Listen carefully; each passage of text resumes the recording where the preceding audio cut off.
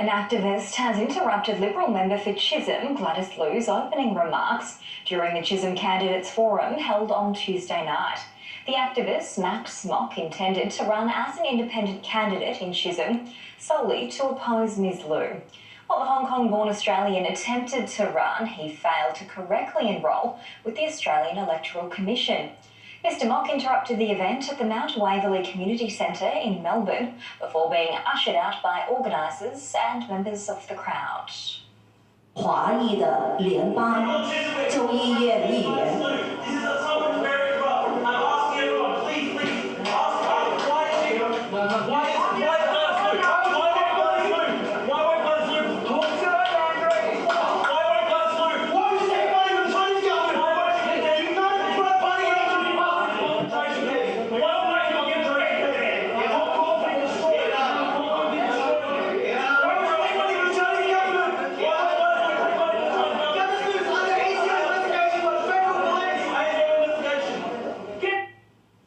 Defence Minister Peter Dutton has fielded questions from voters on the hotly contested election topic of national security and defence.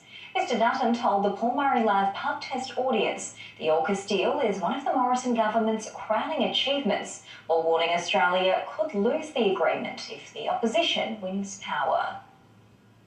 Australia's Minister for Defence on the offensive about national security. There is a huge difference, a big risk in going with Labor at this election compared to the stability that we've provided in national security and border protection, and that's going to be a deciding issue at this election. Mr Dutton's opposition counterpart, Brendan O'Connor, and Shadow Home Affairs Minister Christina Keneally were both invited to appear on the Paul Murray Live pub test held in Peter Dutton's marginal seat of Dickson, but didn't attend, leaving them open to questions like this. I was wondering what the worst case scenario would be if Labor were to win government and then appoint someone like Penny Wong or Christina Keneally into the Defence or Foreign Affairs portfolios. This is essentially a proposal by Anthony Albanese to get the old band back together. We wouldn't have the expense and the investment that we've made into defence. Certainly we would have no AUKUS under a shortened government. Mr Dutton had the floor to share his concerns about issues overseas. But as we're seeing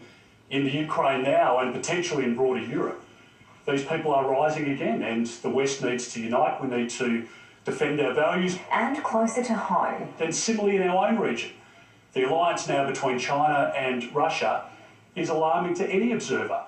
And I think the penny's dropping for a lot of Australians, that we have to be serious about the potential threat that's on the horizon. Peter Dutton says the coalition has injected $270 billion into defence in the past decade and highlighted the AUKUS deal. That's, I think, one of the crowning achievements of the Morrison government. It was never achieved in the past. The Americans, as we know, have never shared the intellectual property around the nuclear technology with any other country except the Brits. I don't think that can be guaranteed under the Labor Party. Mr Dutton also fielded questions about the coalition's ongoing response to cyber attacks. And we shouldn't be blind to the fact that we're at war on the cyber front now. We're under attack every day from the Russians, from the Chinese, from the Iranians, from North Korea. And Australia's borders and boat arrivals. China and Russia have been blocked from attending a major international naval conference in Sydney as relations between Australia and the powerful allies deteriorate. The Chief of Australia's Navy has admitted China's dominance in the Pacific has grown quicker than expected.